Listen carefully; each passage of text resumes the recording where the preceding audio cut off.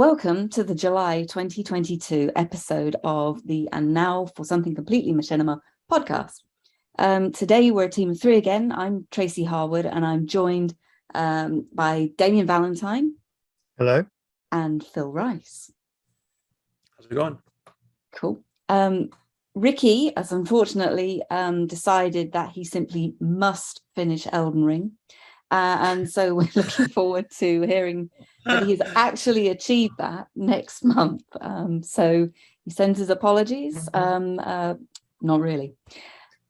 First, let's actually start with an apology for the false start we had on last month's news.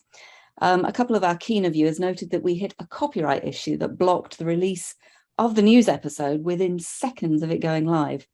And to give you a flavour of the conversation between us, me saying to Damien, I think you've used someone's music. Damien saying, no, it's that clip of Star Trek Stranger Things that's been blocked. Cool. So even though we were trying to report on something in a positive way, the YouTube genie basically X'd us out, to which point I would suggest let's roll on artificial general intelligence come the day. So there you go. Let's crack straight on with the show then. We've had some fabulous feedback again from our viewers, which we'd like to share. First of all, from 3D Chick on episode 38, which was our news episode. She says, on our discussion of the price of new versions of iClone and Character Creator 4, she agrees that some of the older users are angry and swearing not to upgrade. A couple of nice things, she says, though. You can run through both versions on separate computers, so you could be working on things on your laptop, but then move to desktop for other parts, which is super nice. And last fall, you could get both for free if you spent $800 in the content store, which she used to buy export versions of a lot of assets that she actually wanted in any event. She gets that people are upset, especially if you don't want to ever export anything. But she does make a pretty good point, which is that she says it's kind of worth it in the long run, even for hobbyists, because it's less than a couple of weekends skiing. I think that's a pretty good point. But these days, actually, probably what that just means is that, you know, you don't have to get in your car for a couple of hours and drive around because fuel is going through the roof. Yes. Al Scotch also said on the same episode, it's unfortunate Character Creator with text-to-speech and English language visemes for lips, tongue and teeth is not a separate product. He's yet to find a demo of that capability. So if we find one, or if we create one ourselves, can we let him know? Yeah. I use that feature all the time in iClone. Did you? So Crazy talk. Not crazy talk. It's what do they call it? I can't remember. There's a plugin that it comes with it, and you load in your file, your sound file, and you can put in the text, and it is so good at predicting the lip movements. So you can have it within seconds. You can have accurate lip sync, and you can choose different how expressive you want the mouth to be. So if you hear a character to whisper, then the lips will move a little bit, or if you want them to be yelling, you can set that, and the mouth will be going really over the top. And it's almost instant. And you can refine it too if you're not quite happy with the results. So I use it all the time with Heir to the Empire now, and it saves me so much time. But it's not standalone. No, it comes with iClone. It comes with iClone, but because it's a feature of iClone, you can't just use it separately. Yeah, I think what he's saying is if there's a separate thing out there. Yeah. You don't know of any then, Phil? No, I'm trying to wrap my head around like how standalone in what way, like something that would work with other programs or maybe. But you can, if you've got you can animate your character with that in iClone and have all the lip sync. So when you set that, you can export that animation to whatever platform you want to use. So you don't really need a separate tool because you still need something to have the character model in. Maybe that answers it. So maybe so. Let us know if we've answered your question. And if we haven't, because we haven't quite understood it, please let us know and we will come back to it next month and hopefully give you some better answers. Absolutely. I think the other thing he says, probably we've already lost him actually. The other thing he says, he's more likely to listen to us if our videos were less than 15 minutes. And I don't think we've ever achieved that as individuals, let alone as a team. I think that'd be quite a challenge. I think that would be too much of a challenge for us. Anyway, then. Well, on that note, that's all for today, folks. Yeah, thank you very much. And yeah, see you next week. yeah, short form's tough. It's really tough hard for this kind of thing. Yeah. Yeah. But, you know, what we try and do is we chunk it up and we put timestamps on it so that you can jump between things that you're particularly interested in. So we do try and manage the fact that we go on a bit. Sure. Now, another piece of feedback from Spentaneous, who was the creator, or is the creator of Damien's Pick Lost in Space series last month even, episode 39, our films episode last month. Says, thank you very much for trying out the Lost in Space series. Toll put so much work and effort into it. It was wonderful to see what parts we all enjoyed. And I'd say you're very welcome. We loved watching that one. Excuse me. And Mike Clements has come back to us again, very much enjoying our critique generally, and says, it makes me so happy you'll dive deep into these pieces and really appreciate them. Even if Ricky tears into a few. That just makes me even more curious about what you would say about my film. Well, we really do look forward to seeing your film at some point in the not too distant future. Circu Virtu, I think I've pronounced that correctly, also on episode 39 says, very interesting selection of movies and discussion. Now I have to watch all of them in detail. That's awesome. We have created a playlist for the season of films, although some of the ones we refer to are actually only on Vimeo, like, for example, David Blandy's films that we reviewed. So the best way to sort of find the links for those is actually go to our blog rather than on the YouTube channel. And then Not a Gamer 3D on the same episode said, one day I will be featured here. And we hope so too. Yes. Nice. We certainly enjoy reading your feedback, so do keep that coming. It makes us feel as though we're not alone in this vast YouTube universe. Did you guys have any feedback you wanted to comment on from anything you've seen? No? Not on No, this I'm just happy there's that much feedback. It's nice to hear from people who listen. Absolutely. Yeah. And I must say, what we're getting is emails, we're getting comments through Twitter, on the YouTube channel, and actually on the Discord server as well, which is great. So however you want to get in touch, you're very welcome to. Yeah, please keep sending it in because we like to hear it. Absolutely. Let's go into the news then. And I think let's start with you, Damien. I think you've got a couple of really interesting stories for us. Yeah, so the first thing is something that I had no idea even existed, which I guess is why it's news. One of my friends has been streaming all through the pandemic, playing various horror games, and they've been doing it with their webcam in the corner so we can see them playing and reacting to the audience and chatting the way you'd expect from streamers to do.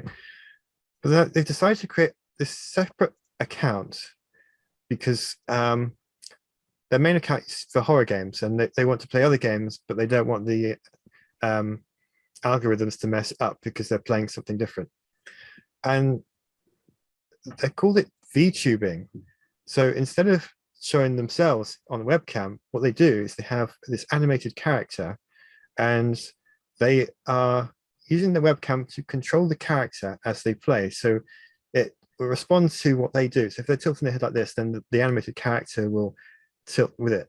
And I asked them about how this actually works, because I obviously wanted to know a bit more about it before I started talking about it. And apparently it's a quite popular thing for streamers to create these animated characters.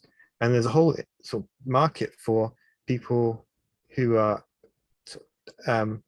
digital artists to create these characters. And they do it so that it's sort of like traditional animation, where there's a head and then arms are in different pieces, and then there's the body, and then the face has all different pieces in it. So it can all move and responds to the person doing it. So even like the eyebrows can go up and down, when the facial expressions can change based on what the person playing is actually doing in front of their camera. And on top of that, my understanding is that a lot of these people they don't just act themselves, they kind of create this whole personality which is part of, you know, to match the character design that they've come up with. A lot of it is 2D animation, but apparently there are some 3D animated characters as well. And I thought, well, even if it's 2D or 3D, this is real-time animation being performed live over the internet. And so it's kind of like a live broadcast machinima. And I'd never heard of this before, but as soon as I talked to my friend about it, and they started doing it a few weeks ago, and I've been watching some of their streams, and it's quite interesting just to see how their character does things. I thought this is something that I thought I should share here on the show, because it's such an unusual thing to come across. But yeah, there's an app over on Steam called Face Rig, and it's actually the second such program that these developers have released. I can't remember what the first one was called. Very relatively inexpensive, and it basically will, you know, 3D render, and you can choose from, I don't know, I want to say there's maybe about a dozen characters to choose from that I saw. Some of them are very, you know, cartoon looking, and there's one in particular that, you know, looks like this, like an old man from I don't know, the late 1800s or something. I mean, it's just, it's this very distinct, you know, as far as the style of beard and everything, it looks like a, like something that one of the US presidents would have in their portrait in the post-Civil War era or something. And yeah, it will do that. It creates a virtual camera that you can then position on your screen, and whatever movements you do, and to some degree your facial expression, and it will live puppeteer that through this character, through your choice of backgrounds.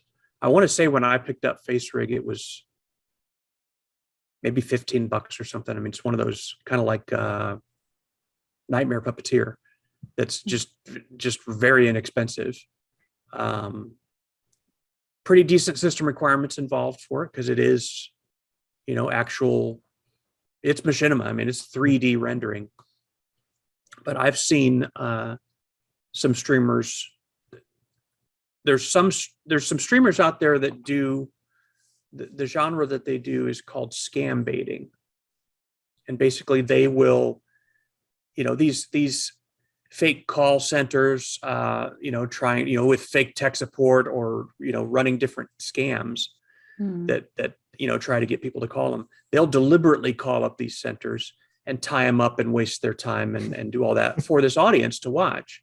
And it's twofold. First of all, it's entertaining, because a lot of these guys and gals are very funny, and so they'll say absurd things, and this call center person has no idea what to react to that. But the other thing too is it's revealing how these scams work.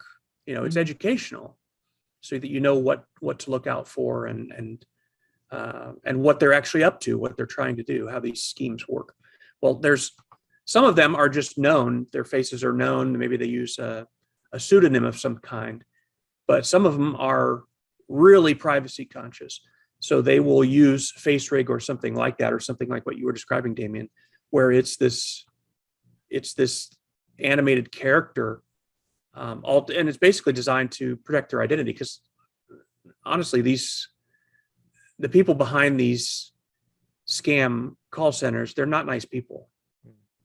And they have more connections than you would think in Europe and United States, because they're moving money around. They're I mean, it's organized crime, essentially. So some of them, rightfully, the ones who are poking the bear, they don't want their real identity known. And this is a tool that they use for that. It's pretty interesting. So I don't know if Face Rig is one of the ones that your guys are, your friends are using or not, or if this is some other method, but it is a neat, it's a pretty neat development. And absolutely, it's machinima, it's live puppeteering of a digital character, 2D or 3D. I think the software my friend uses, because when they start streaming, it shows up on Steam. They've started, I believe it's called VTuber Studio or something along those lines. Oh, okay. I've heard of that. I've not messed with it, but I've heard of that. Okay, because they need it for their 2D character. It's kind of this dragon-looking creature. And I guess Face Rig has its own built-in characters, but my friend wanted to create their own character, and they had this very specific idea of how they wanted it to look. So they approached an artist who then came back to them with with the, Sure. the various pieces.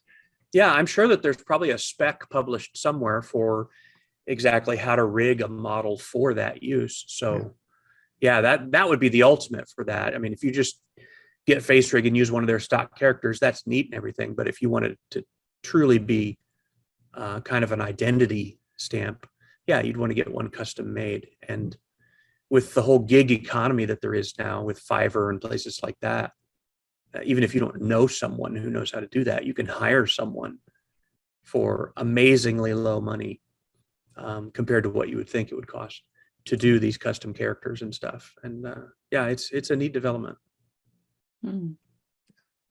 Yeah, I so, guess that's coming down the road anyway, isn't it? The fact that you can have your own faceware to attempt to protect your identity on. I gotta think that's part of what Zuckerberg is working on for Meta. Yeah. You know, for that whole thing. I mean, ultimately, the metaverse is yeah, it's about animating an avatar. So yeah, these are just, I think, different manifestations of that same tech. It's interesting. I was to try it out for myself, the not the VTuber thing, but the Face Rig. But wearing glasses makes that tricky because it does. Glasses mess it up. Yeah, because it's trying to map on the fly through your webcam. It's trying to map to your face, and yeah, it doesn't contend well with reflections. Especially, I've noticed the same thing. And the eyebrows as well, doing just at the same, almost the same level as top of my glasses. Which, if you're watching, you can see me doing it with my finger. Sure, it's very hard to do that because, well, especially if your glasses like that as well, and your eyebrows are kind of obscured. Yeah. I've tried taking off my glasses to help mitigate some of those effects, but then the avatar keeps squinting. So it's just you have the same problem. You have to be a certain age to do this sort of stuff, I guess. Yeah. Or wear contacts. Right. Or wear contacts, that's right. Actually, the first time I tried to take my glasses off to do it, I was trying to press the button to on my mouse to try and start, but I couldn't see where the mouse cursor was on the screen. But then you're like, "Where's my glasses?" That's or not if you're good, me, Damien. if you're really me, not good. it's where are my glasses? Where? Yeah. Oh dear. The joys of aging, folks. Mm-hmm. Is that it? Have you got another piece for us? Or are you... Yeah, it's not really Machinima exactly, but it's a new feature for Vimeo, which I thought might be interesting for storytellers, and it's interactive video.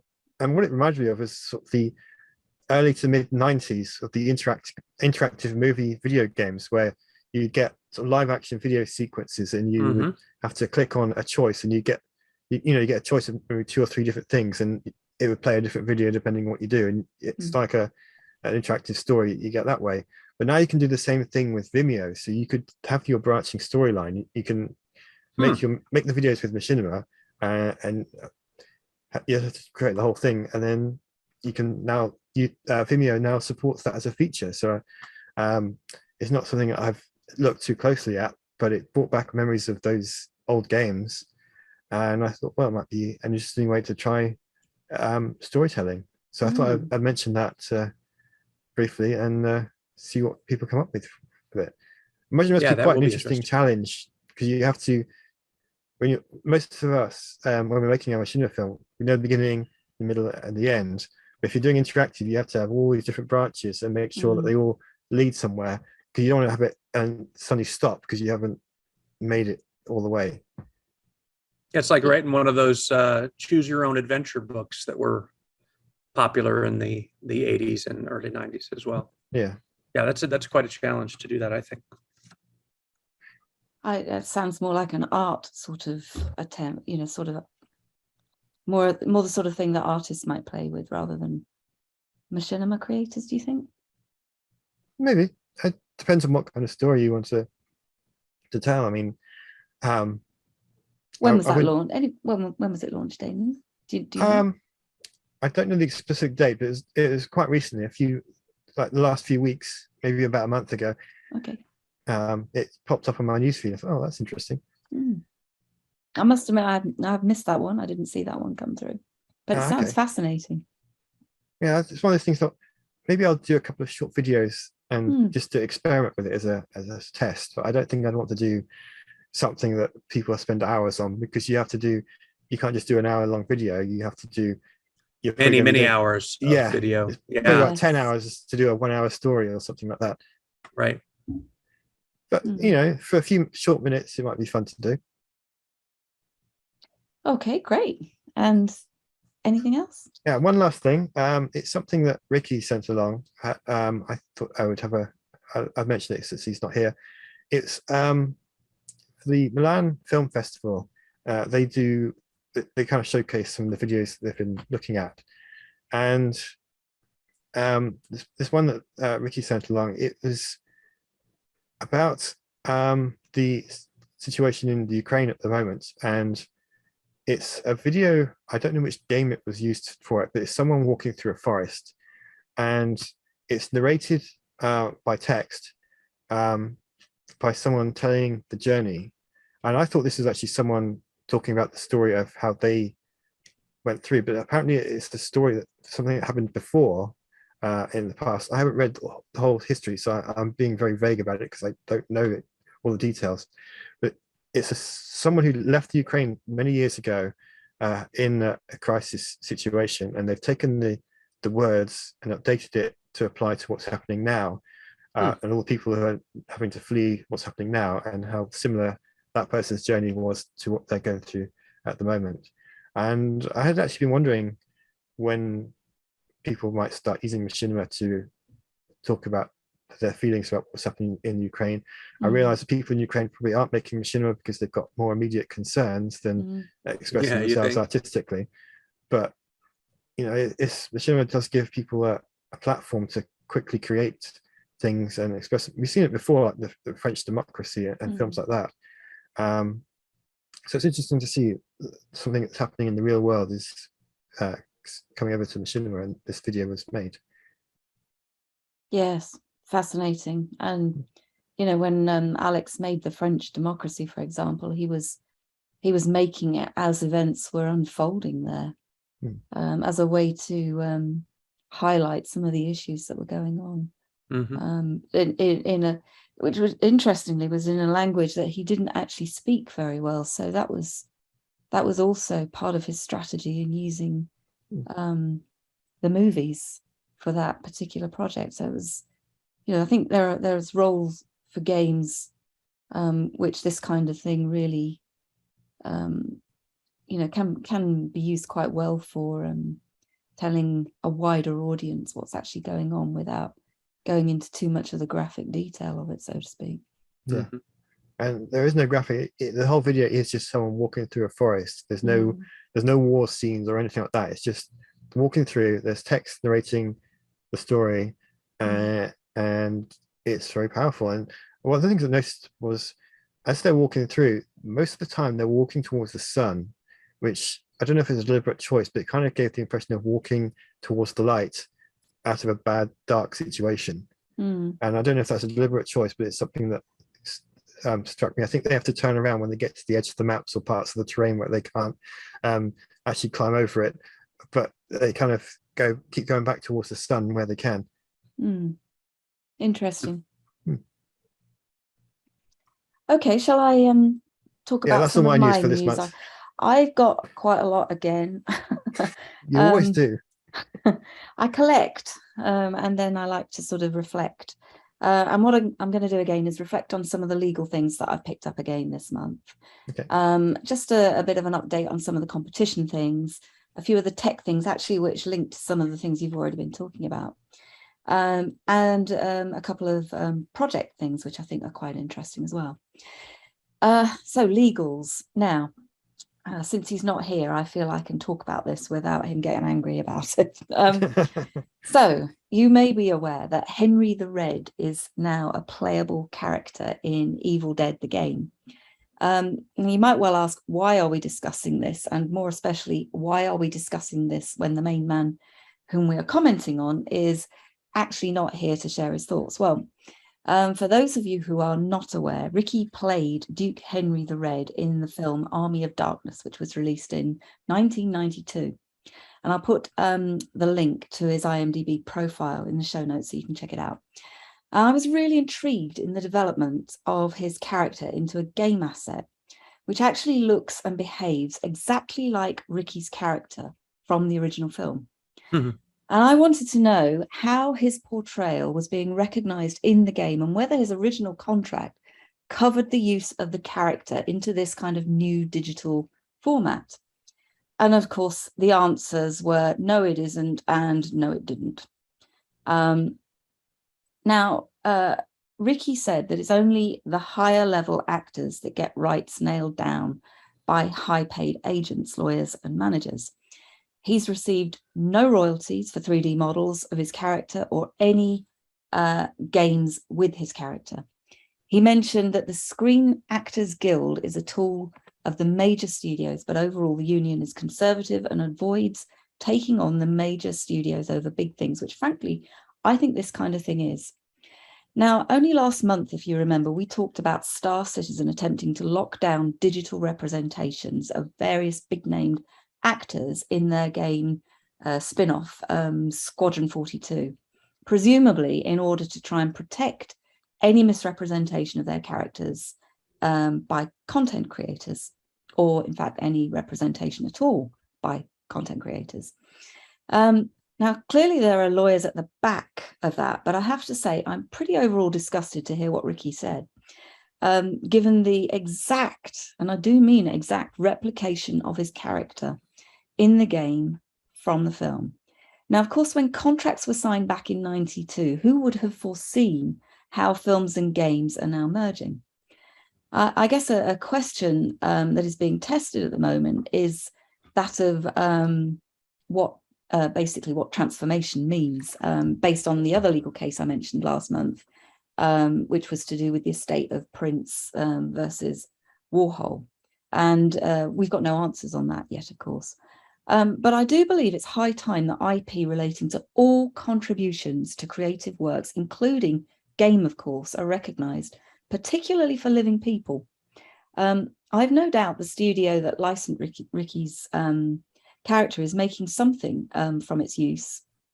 So I say, you know, they need to come on here and step up to the plate. If platforms like YouTube can take off videos in seconds with an AI because of a couple of scenes playing in the background from a TV show that is actually being reviewed, then I'm pretty sure that attributing IP to individuals who help make content in the first place is achievable in computer games.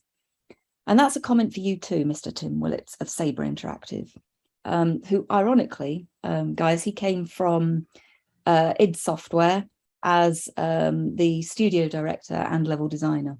So that's Doom and the origins of Machinima. It's not even as if the content here has been transformed in its characterizations. It's an exact digital replica using the same character looks, movement and all, right down to the detail of Ricky's beard. I guess we'll see over time what the creators do with Ricky's character in Machinima terms, and I dare say he'll be as supportive as he always is of indie filmmakers in the process. But the issue of who creates what, where creative stuff comes from, and how it is attributed, which we all know has proven to be really problematic in the past, I think is becoming much clearer now, not least because AIs are helping to identify and match sources.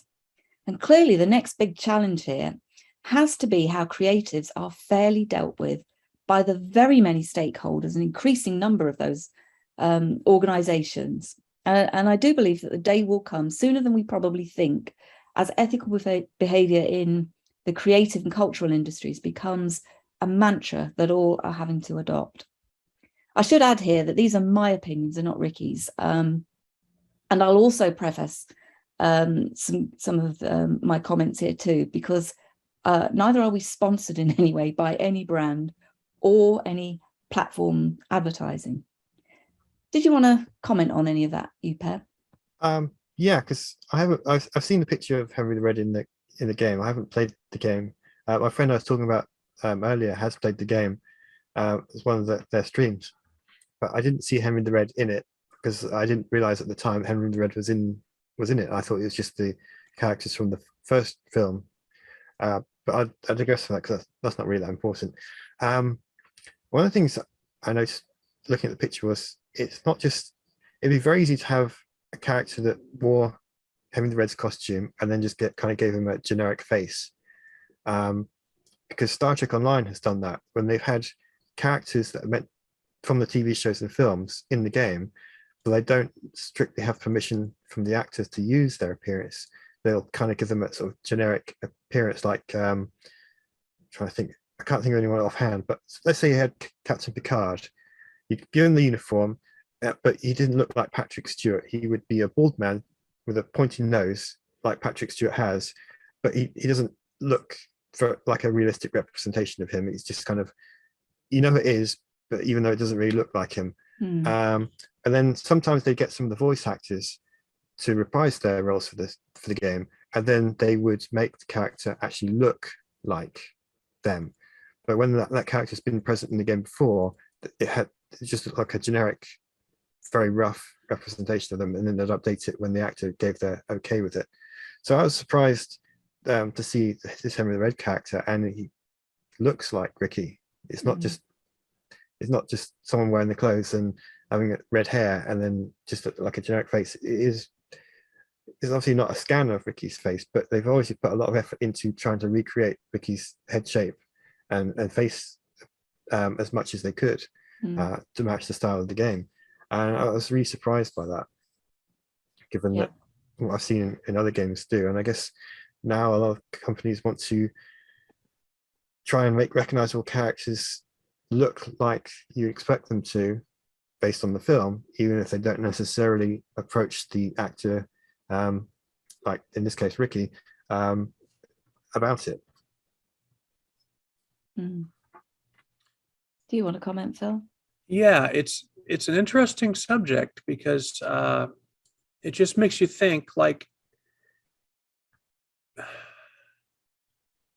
okay, first of all, I'm 100% in Camp Ricky. Ricky's my longtime friend, 20 plus years. I want him to get everything he's entitled to. Yeah. That should go without saying. So I'll play a little bit of devil's advocate here, I guess, in just trying to understand.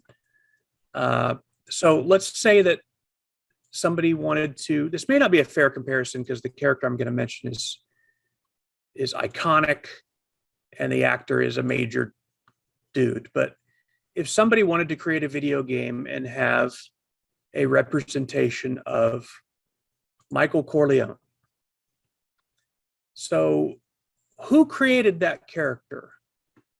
Like who actually created that character? Is it Al Pacino? Is it the costumer and makeup artist for Al Pacino during that movie? Is it Francis Ford Coppola, the director? Is it Mario Puzo, the author of the novel? You know, I mean, arguably, there would be no on-screen portrayal of Michael Corleone if Puzo hadn't written his novel and described physically, you know, what this guy looked like and how he behaved to some degree. And I'm sure that influenced Pacino's approach to it and the way that he was directed and all that. So it's a convoluted mess, really. But it doesn't take anything away from the fact that if you create something that looks like Al Pacino's portrayal of Michael Corleone in The Godfather, you're going to recognize, I mean, it's going to look like him. Or otherwise, you're going to go, who's that? That's not Michael Corleone, you know? So, and thinking about it with Ricky's character, we talked about the beard, which is it's iconic, you know, it's very unique. It's someone who knows it would know that's the character, even just from that, even if they didn't get anything else about his bone structure right. But who actually chose that beard? You know, did Ricky show up and that was his beard and they said, oh, that looks good, let's use that? Or was it the costumer who someone designed that and that was what he wore for the show? And so it's I think what ends up happening is that the big money in movies that Ricky alludes to when he talks about SAG and how all those things work, they use that convoluted nature of how a character comes to be on the screen. They use it as an excuse to cut out people like Ricky from credit, that they would list all those things and go, well, if we have to credit you for using your likeness in the movie, and we're not saying it's Richard Grove, we're saying it's Duke Henry the Red. So then we also have to write royalty checks to whoever did your makeup and styled your hair, and the director of the film and your co-stars, and they use that as an excuse. Okay, so it's hard. That doesn't mean it's not right. That doesn't mean that there shouldn't be compensation, and that character wouldn't look like that character if it wasn't Ricky who had been playing it. So I don't know. I emotionally, my heart is very much in feeling like trying to get inside Ricky's mind, seeing this happen. What is it, 30 years now? Yeah. After the film came out. And now someone else is profiting off of his likeness without so much as a phone call or an email to see if he's all right with it. Maybe he would, knowing Ricky, he would have probably not thought about the money part at all, and would have just said, you know what, I'm flattered. Go ahead. Thanks for asking me. It would have just been enough for him, I suspect, to have been treated with respect about it. Because if he was about money, he wouldn't be doing what he's doing. Absolutely. He had a foot in the door in Hollywood. He had an episode of Quantum Leap, for crying out loud. Look at his IMDb thing. If he wanted to pursue the money and what comes with it from Hollywood, he could have done so. So to me, that's not his priority, but it doesn't mean that it's not right. It should be offered to him. That should be the way that it works. You certainly can't make a John Wick character in a video game without Keanu Reeves being involved in some way, I would think. Payday 2 but again, has a Keanu Reeves is an A-lister, and Ricky, either by fate or by choice, is not. And he knows that. But does that mean that he doesn't have the same rights? Is this character any less memorable to people who've seen the film? Is it any less memorable than characters in other movies played by maybe more powerful or more prominent actors? No. I mean, yes, it is. So yeah, it's hard, and then how do you fix that? Because that whole industry is controlled by the people that we're kind of casting some shade on here. I mean, they control it, so what could we do about it anyway? It's hard. Well, I think it needs unpicking a little, and I think so too. The Can I add other a little bit more to it? It's not just his face, it's his voice as well, because my understanding is the character speaks, and they didn't approach Ricky to reprise his role even in a voice capacity, which I would have loved to have seen. That's just silly. I mean, above and beyond what's right and wrong here, that's a really serious, silly omission. Somebody, I haven't heard their loss. Yeah, I haven't heard what the new guy does. Something else. And I'm sure he's a great voice actor, but surely you can get the original guy back. And I'm sure Ricky would have been up for that if he'd been asked. And here's the thing: they paid whoever did voice him, which would be the same wage that they'd pay Ricky. So why not Ricky? Right. Yeah. But again, doing the devil's advocate thing here, there's hundreds and hundreds of people that were involved in the production of that movie. And it's 30 years ago.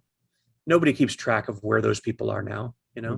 They might of the main stars, but that's it. So, but that's where AI, I think, has a really important role. And if they can use AI to track, single frames on channels, then I'm really pretty sure that they can start to use it in such a way that creatives, whoever they may be, it's an AI PI. I get just set the AI. It's just Lambda. Hey, track down this guy who played.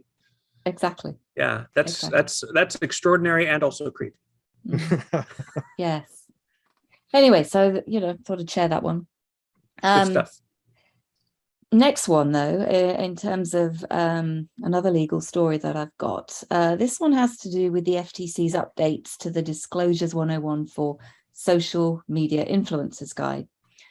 And the updates being proposed specifically deal with influencers, including what they term as unsophisticated influencers, used by brands to promote products by, for example, manipulating reviews, non-disclosure of relationships such as sponsorships, or by micro-tagging specific groups of consumers through platforms such as Twitch and YouTube. Their particular concern in terms of unsophisticated influencers is to do with minors and young people using platforms as influencers. And it's really interesting that one of the reference cases mentioned in relation to this is Machinima Inc.'s undeclared influencers. Do you remember that 2015 FTC case where it was found that machinima.com, Machinima Inc. Had supported a campaign that generated something like 300 videos reaching 300 million views, I think, in about a month in around 2013, all promoting Xbox One and a few games. Do you remember that? Now, these new guidelines will also highlight the role that platform owners have here, specifically in terms of how they deliver content to users. And we all know that the way these kind of algorithms work floats the most viewed content to the top of the web page, which means there's kind of this clear relationship between the platform, some brand, and the influencer, say through ad revenue from views. And I think what this means is that viewing and streaming platforms are going to have to declare and notify audiences when content is paid for in some way. For example, when the creator is being used by the platform to present material to audiences, which creators don't currently have any great control over. What's interesting here and new, I think, is that it will no longer be the sole responsibility of the creator to declare their relationship with a brand for whom they are receiving some form of sponsorship, say, but also the platform and the brand relationship and how they are using the content creator, much of which I think is invisible at present. And I guess what might be a little challenging here is how influence changes over time as audiences build for content. And so at what point and how different algorithms treat content creators or influencers and promotes work will also be quite interesting to consider. I mean, we know, for example, how many views and subscribers we might need, but how are advertisers and platforms working in the background? I do think that mostly the FTC's perspective is targeting the front end processes, but I think the unintended consequences of what they're talking about here is going to be that the back end aspects are highlighted too. So I imagine what we might begin to see at some point is maybe new labeling system over the content on platforms, as certain viewing thresholds are reached where creators begin to make revenue from it. Do we see that now? I'm not sure we do really, but presumably any brand that has a relationship with a platform is also somehow going to have to be explained too. And I'm guessing this refers to affiliate marketing, where it's being used to generate revenue through content creators who are kind of unwittingly being used as promotional tools. I don't know, but it seems like it's going to be a bit of a minefield to navigate, never mind unsophisticated influencers. And I think it really, Phil, it brought to mind your video, your company rules video that you made back in 2007. I think that kind of, yeah, I mean, it alludes to that. Evan Ryan made that, right? Yes, exactly. We'll put a link to that so you can have a little giggle at that as well. Now, according to the FTC, what constitutes a relationship? Well, it could be money, but it could also be swag or some kind of personal connection to the brand, such as a family membership.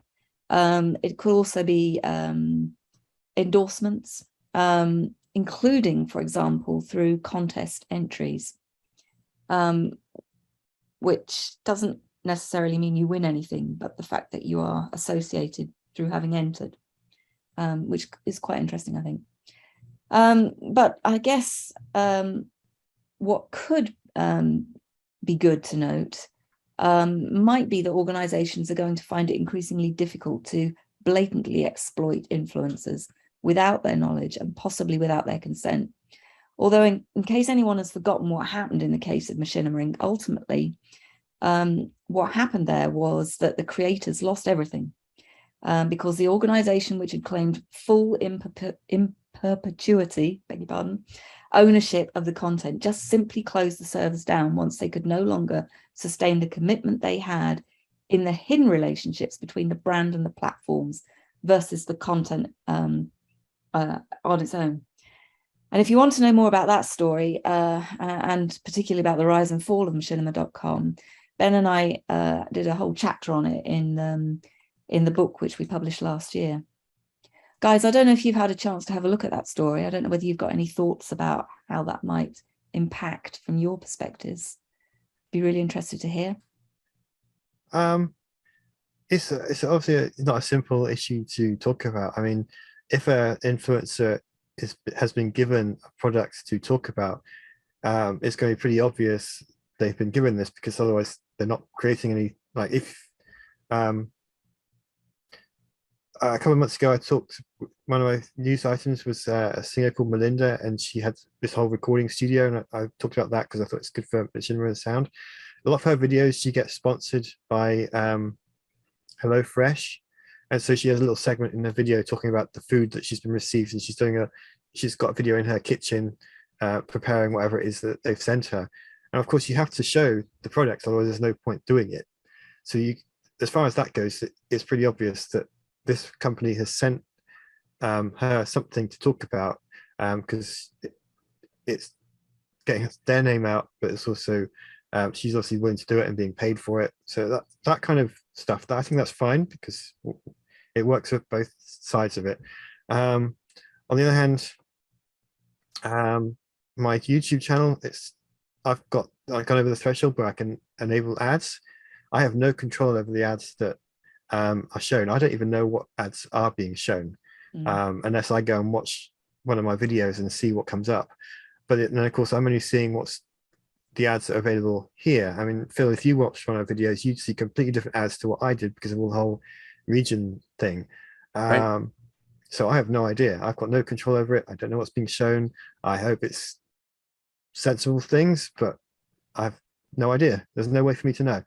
And I guess if a lot of people watching the videos, you're going to get, if they did want to show me a list of every ad that's shown, that could be hundreds or thousands, or for people who have millions of subscribers, that's going to be millions of videos, a list of millions of ads that have been shown. So no one's going to want to read that.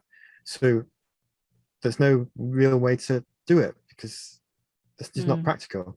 But yeah, I just have to hope that the ads that are showing on my videos are sensible and not horrible, but I've got there's nothing I can do about it. I think it seems like that the main concern is not ads that are packaged as ads, the ones that YouTube's algorithm tacks on to the beginning and sometimes in the middle of videos. Those aren't so much a concern because the way that those are packaged and delivered, it's clear that it's an ad. And I guess this whole article makes my head hurt. The whole topic, not the article, but the topic, because it's like every time that I see a video like the one that you were talking about, Damien, with your friend, where they talk about HelloFresh in the middle of the video, or there's always a paid promotion label that comes up on YouTube when that happens, and that meets the current FTC disclosure requirements for anyone. That person is doing affiliate marketing. They're making their own content. That's what draws the eyes in. But where they're getting their money is through that sponsored thing. But it seems like that YouTube already has, when you submit a video, you disclose that information, or you're supposed to. And if you don't, then you're liable. So I guess what I'm still trying to wrap my head around is, what is it that mechanism, what's slipping through the cracks that requires them to crack down? Is it that they're not enforcing the current regulations and now they're going to start enforcing them? Or is there some, Tracy, what you were kind of alluding to gives me this sense that there's some kind of higher tier of relationships, undisclosed relationships, and exchanging of stuff behind the scenes and stuff that's happening. And I guess it's just, that's a part of that world that is just so foreign to me that I'm really struggling to envision a concrete example of that. You know, are we talking about the, I think Mr. Beast or one of the big streamers, and he's secretly getting paid by Nvidia to just discreetly mention that his PC has an Nvidia card in it? Or I don't know. It's really hard for me to. It sounds like that they're trying to get at something that's even beyond the examples that Damien and I have been talking about, because those are the things that we see and we know as YouTubers that they exist. And there are mechanisms for them. So something somewhere must be slipping through the cracks, I guess. I think the issue is how the content is coming to the top of the pages. That's, you know, so certain if we're talking YouTubers, certain YouTubers are coming to the top, certain others are not, and therefore and that maybe there's some kind of a motive there with regard to what's being promoted. Exactly. So that's my interpretation of it. ABC video card company, because I certainly don't want to besmirch Nvidia or anyone like that. So ABC video card company has some kind of endorsement deal with YouTuber Jon Snow, who knows nothing. And I think that's how it's going to unfold. And then YouTube, meanwhile, has some kind of relationship with ABC video card company, and somehow through that, the algorithm's manipulated to push this to the front, because when ABC makes money, YouTube makes money. Those types of relationships. Okay, yeah.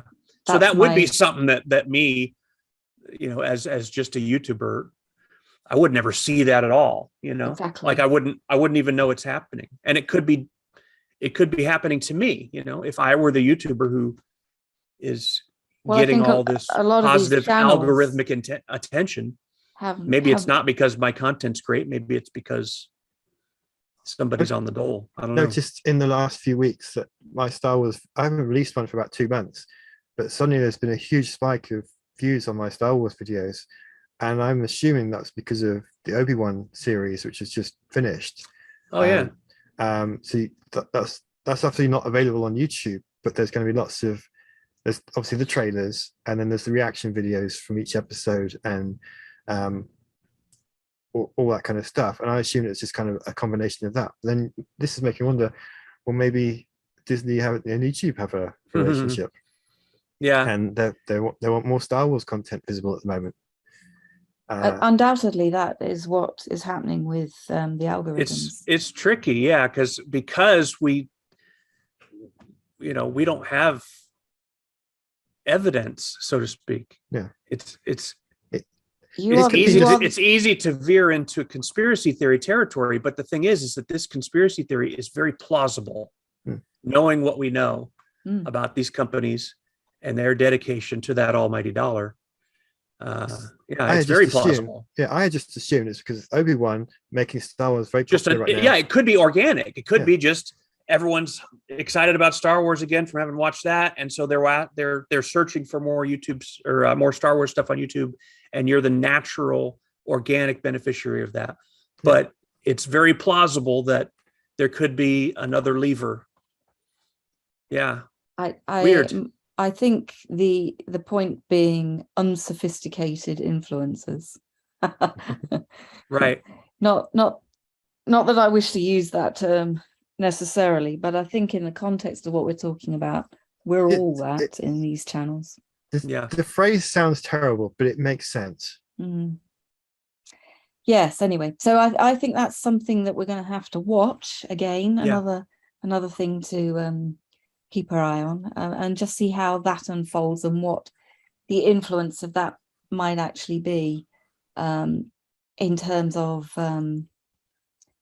what kind of labeling and how your work is basically showcased through different channels. Well, I'll be keeping an eye on it as well, because there's 3 more Star Wars shows coming in the autumn. Excellent. So I'll see how that affects my videos as well. Cool. All right, competition news then. Now, Nvidia Omniverse Machinima competition closed on the 27th of June, and at the point that we're recording this episode, we've got no news on who the winners are. It's something we're obviously going to be looking forward to reviewing next month. However, I did want to highlight a really nice little promotional video they released with due nod to the Top Gun Maverick film release called Top Goose. Really enjoyed that. Thanks very much, Nvidia. Great fun. Did you guys have a look at that? The Top Goose. I saw it. It's really good.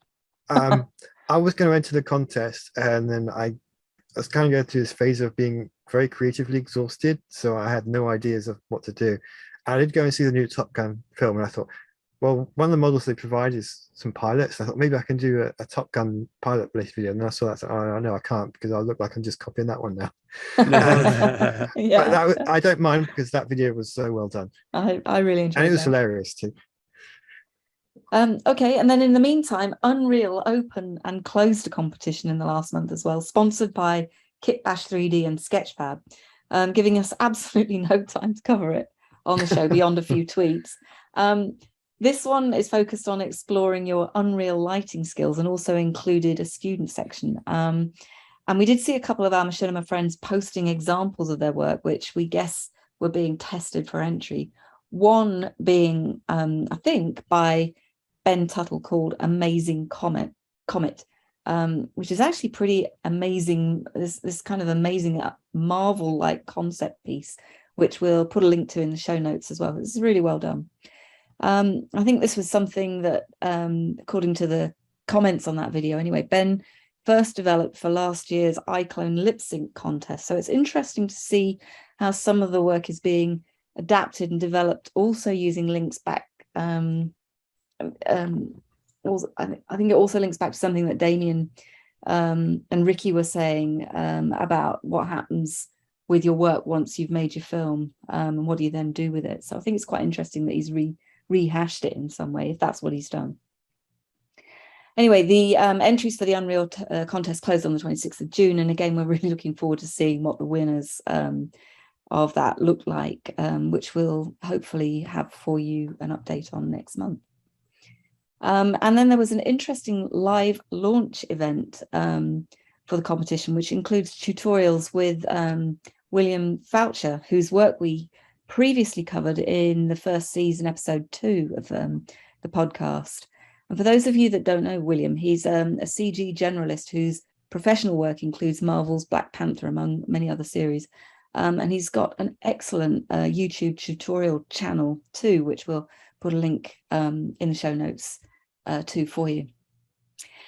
And then I've got a bit of tech news. And on top of that tutorial from William, first of all, what I wanted to mention is that Unreal have posted a behind the scenes making of Matrix Awakens experience tutorial, and it's also quite a reflective piece on how the original Matrix films became this metaverse environment with its current sort of game-like open sim.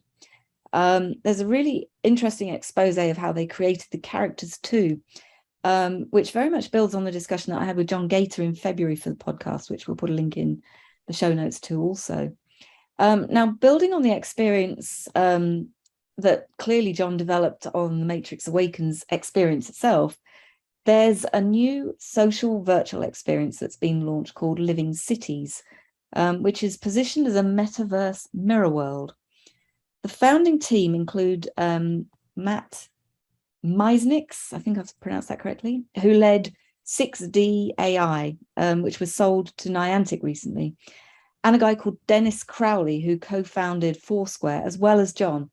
It's basically using realistic simulations, such as those we've seen on the Matrix Awakens, but adding in a social and creative community layer to it as well. And obviously, there's this, I think what we're going to be seeing is this kind of really interesting storytelling side to it.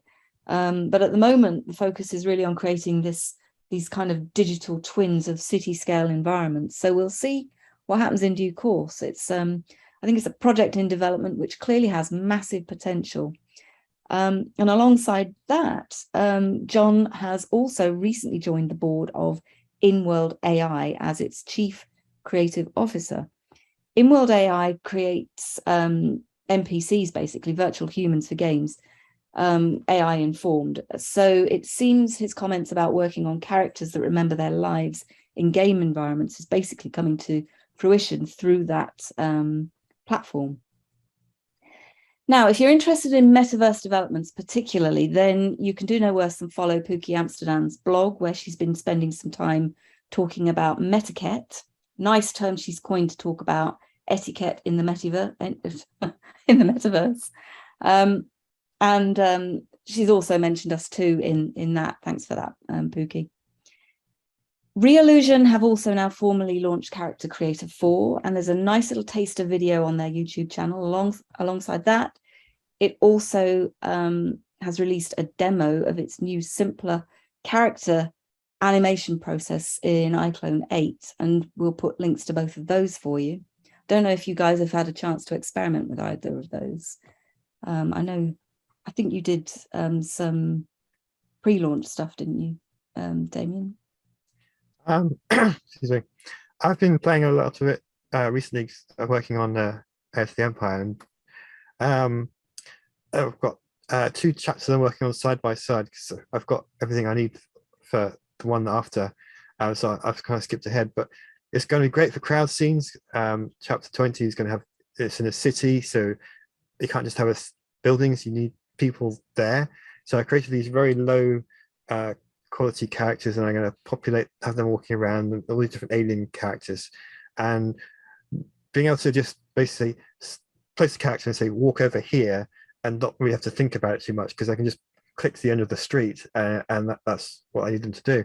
That's going to be great. There's the face animations. They've done, I don't know all the technical words for it, but they've done something to make the face more animated too. They can be a lot more expressive. There's actually a content pack which I bought because it seemed like it'd be absolutely worth it, with all these different types of built-in character animations. So there's various angry ones, there's various sad ones, and happy ones, and so on. So it's not just, you don't just have a character moving their mouth like I'm talking now. They're actually looking around, the eyes move left to right, the eyebrows twitch, and it's all done as part of the animation. So you just drop it in, choose the one that suits the scene that you're working on for that character, and it's done instantly, and it looks so good. I mean, I left a scene rendering overnight with Omniverse, and I watched it this morning, and the characters feel almost alive, because of I did the motion capture myself, so the bodies move realistically, but it's the face doesn't until I put these in, and it just adds something extra, which is, I thought, for the cost of the content pack was absolutely worth it for that. And you can still, of course, do all the manual animation if you want to, and I will, because there's going to be things in the content pack that I need that don't exist. There won't be things in the content pack that I need, they're not there, so I can still do that myself. But that was worth it. And actually doing that facial animation with the pack, it took me about 10 minutes to do one character in this scene, and then another 10 minutes to do the other character in the scene. And a lot of that was just looking at the animations and testing each one, because I'm not familiar enough with them yet to say, oh, I need that one right there. So I was experimenting a little bit, but it looks so good, and I can't wait to share it, because I'm excited for people to see how these characters look. And the other thing I noticed was there's more smoothing options in the curve editor, which is now included with iClone. It's not a separate plugin. When you do motion capture, there's a little bit of jitter to the movement, and it can be completely random. You can do absolutely perfect performance yourself, but the equipment may glitch somewhere, and there's nothing you can do about it. And you find that you're walking along, but your character kind of jumps up and down a little bit because something happened to the sensors. Now that the smoothing option is even better, so you can just do the smooth options, go through that with the curve editor, smooth out very quickly. And so now the characters are just walking and moving around perfectly the way they should. And that, you know, they get little random twitches and things like that, which no matter how hard you try before, that there's still little traces of that in places. So I'm really pleased with those enhancements, and looking forward to seeing what other people do with them as well. Yeah, I've been experimenting with both as well, from a much more of a noob perspective as far as iClone goes. So I've been working through tutorials on, I started them in iClone 7 the day that 8 came out. I purchased the upgrade and got CC4 and a couple key plugins there. One of them is called Headshot, plugin for CC4. That basically will allow you to submit a photo of a face, and it will, you know, start the process of the creation of the character based on that photo. And it does a very, if you format the photo properly, and angle it properly and light it properly, it does a very nice job. So one of the things I was experimenting with was, I have some in progress, or, you know, early in progress films that I'd been planning to do in Movie Storm, and I've now determined it's iClone, period. So I thought, for starters, what would happen if I engineered a nice close-up screenshot of the character that I'd spent so much time sculpting in Movie Storm, and brought it over using Headshot to see what would happen. And with doing that with Movie Storm, the results were so-so, because frankly, the character models are so-so by today's standards, and not any better than that. So, but what was really interesting is there was another project that I had always assumed I was going to be doing in some version of The Sims. And because of the large number of characters that were needed, I thought surely I would have to do it in The Sims for the sake of time. That's definitely going to be iClone now as well, because it is faster for me to create a character in CC4 than it is in The Sims, which The Sims is pretty easy. But I'm, with all the sliders and everything, and there's still a look of The Sims that you can't escape when you're in The Sims. And with CC4, my goodness, you can go places that I've never seen any other character creator type of software be able to take you so relatively easily. So I took some screenshots of characters that I had designed in The Sims 4, just headshots, and brought those in and created characters in CC4, just for the sake of getting used to the process and seeing what it would turn out like. Was very pleasantly surprised with that. Because obviously, if you're going to use photos, it either has to be people that you know and get permission from. This goes back to the topic we talked about at the top of the show with Ricky's likeness. You can't just go grab a photo of someone, because if the likeness ends up being true enough, you know, you've wronged that person. So for me, there's a couple sources that are interesting. One is using some other 3D program or game to get your basic look, and then of course you edit it and tweak it in CC4. There's also, of course, there's several different sources online for AI face generation, where they will create a completely unique face that's not anybody, but it looks just like a person. And you can narrow it down by skin tone and ethnicity and you know, gender and all of that to you know, get your starter photo. You bring that into Headshot. It's a remarkable outcome. So now, from what I've seen, these AI face sources, they've started to figure out that they can monetize. So they want a subscription of some kind or something. But to me, that's fair if they keep the pricing reasonable, because it saves so much time and eliminates so much worry. You know, I don't have the chops to sculpt a face tabula rasa. I can't do that. You know, I need a good photograph or drawing or something to start with. And then with sliders, I can customize and do some things. So for me, a source like that is indispensable. It's that or hire an artist on staff, which I can't do. So anyway, I've been very pleased with what I'm not dealing with any of the same kind of issues that Damien does for production of his show, because I'm just not there yet. But I'm taking it a little bit at a time with both the programs, and I'm very pleased. I have no quibbles at all with. For me, it was a very worthwhile purchase, and I can say here with pretty much no reservation, anything that I produce in the future, I intend to produce with iClone 8 and CC4, period. No more video games for me. No more Movie Storm. This is it. It's got everything that I need. And I wasn't sure what to expect with that, but I felt that way about iClone 7, even with all its warts and all. And iClone 8 has done nothing but transcend that. Like, it is, in every imaginable way, it is better software, and is going to make production that much easier. So anyway, I'm happy with it for sure. The other good thing about using iClone is obviously between each major version you have to buy the upgrades, but then you've got all the incremental updates are all free. I think there's a 4 or 5 year gap between 7 and 8. So that's even right. though it's a big payout, you're going to be using that for at least 4 or 5 years. I'm assuming Real Illusion will continue the same. I mean, that gap has actually grown bigger, because I believe it was every 2 years previously. It was, yeah.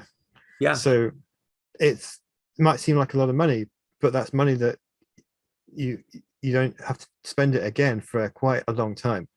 Yep, and I those agree. incremental updates are still huge. Like this, when I got started with Heirs to the Empire, I started using iClone 7. The characters are really cartoony, and just by having those free incremental updates, the characters grew more and more realistic as time went on, and I didn't have to pay anything extra for it. That was all part of the software. And now you've got these advanced rendering options available through Omniverse, or if someone were so inclined, through Unreal Engine. Ben, who you mentioned, Benjamin Tuttle, I'm pretty sure that his current workflow is animation and iClone. I'm sure he probably uses CC4 to create his characters. That's a no-brainer to me, especially with the Skin Gen plugin and with Headshot. It's extraordinary. You can make very realistic looking characters. He animates in iClone, but he really likes the Unreal Engine rendering environment. And so they will animate a character, but place them in a scene that was built in Unreal Engine. And that's going to be a workflow I'm going to be experimenting with as well. Well, Hopefully you might Ben be will, interested in this bit as well then, because Unreal have released an early access new mesh to MetaHuman feature to MetaHuman Creator, which enables you to custom facial mesh and convert it into a fully rigged character ready to animate. Wow. So that's sounds pretty amazing as well. Yeah. And actually, if that wasn't simple enough to do, then Meta, formerly Facebook, has also developed a photoreal avatar creation tool that uses an iPhone camera as a scanning mechanism rather than 100 or so cameras. I don't think it's ready to use yet, but it's another really interesting development, which, you know, I'll share the links so that you can kind of track how that one evolves too. Plus, if you're looking to stream facial and body motion capture using things like Faceware and Xsens of multiple actors in, say, Unreal, then there's a nice little tutorial by Mocaps on YouTube, which will show you how to do it. So that's all my tech news. Thanks for your input onto that, guys. It's great to see that you're using some of these things already. I've got a bit of project news, and I don't know what you guys think of Love, Death and Robots, and I'm not sure whether you would actually describe this as machinima, but it's certainly virtual and it's certainly real-time production. Have you seen the amazing Volume 3 of the series directed by Alberto Mielgo? Have you seen it? That's the one that's been fairly recently released, right? Yeah. No, we've seen the first couple seasons or first 2 volumes, but I haven't watched the third yet. It's on my playlist for sure. But well, it's definitely on my playlist as well. I was absolutely blown away by an overview that was released on YouTube about the Jibaro story, which shows you how that virtual content was captured and created. I think it's basically everything that we see indie creators do now, albeit there's a cost to it, of course. Perhaps with the exception of the render tools that they've used. And I think what amazes me about it is it's basically the creative vision that's gone into the character developments. I mean, he's melded Asian and Western imagery with contemporary and medieval context. And he's also included different sorts of disabilities and super abilities. It's truly extraordinary. It's definitely one to watch. I mean, I've watched bits of it on YouTube on the explainer there, basically, which shows you how the characters were inspired and created.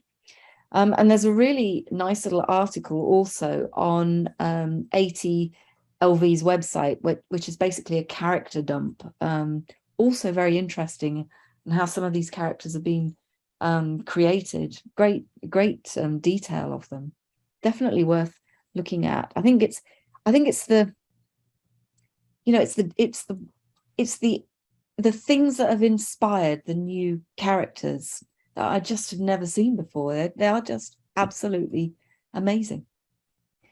And then finally on news this month, a couple of weeks ago, I was contacted by a guy called Jonathon Nimmons. He's a UK-based creative writing graduate who completed his studies up at Liverpool, actually, in 2014, and has been trying to break into the film world ever since, but sadly has kind of repeatedly failed. He says because he's been unable to secure an agent, and he keeps sending unsolicited emails, which nobody ever responds to. Anyway, his solution hasn't been to give up, or indeed to turn to machinima like Hugh Hancock did back in the 1990s, but to try something a little bit different.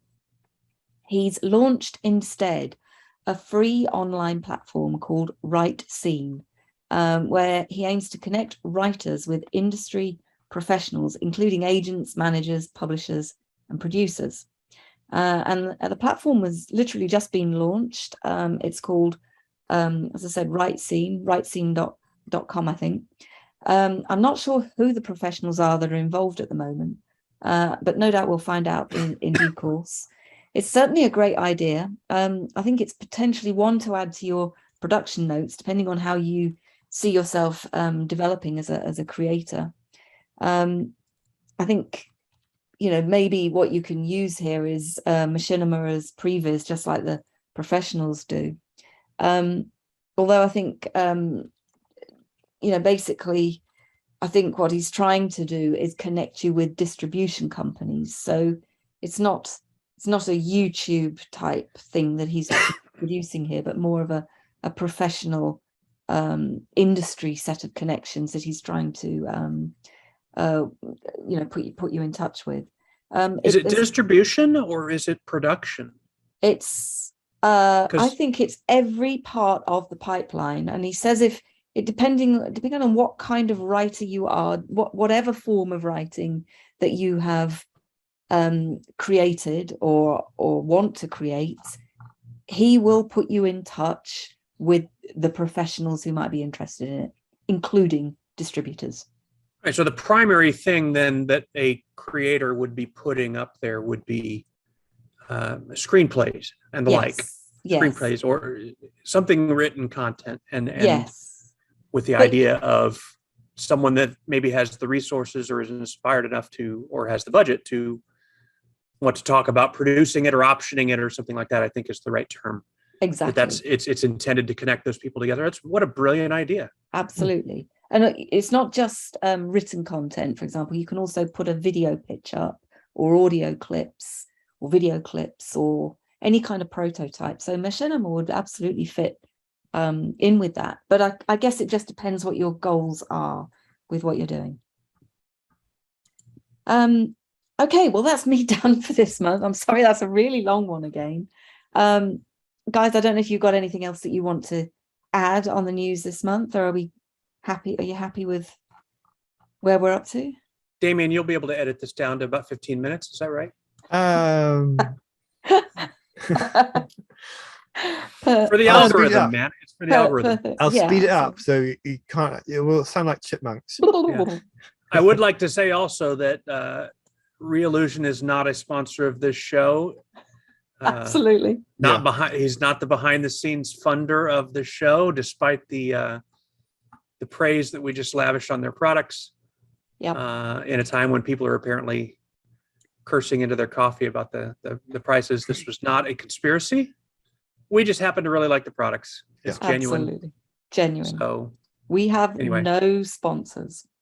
Yeah. Other than ourselves, of course. Anyway, that's it for this month's news episode. Thanks for watching us as ever. Don't forget, you can leave comments or get in touch with us on Facebook, YouTube, or any of our chat tools, which you can find links to on our website, Machinima. No, completely machinima.com. Yeah, don't go to machinima.com. You won't find us there. No, there's nothing there, nothing at all. Don't forget, we've also got our Discord server, and a few folks are starting to follow us on that as well now, which is great to see. Anyway, we'll look forward to seeing you for next week's episode, where we do our films discussion. Bye for now. Bye-bye. Bye.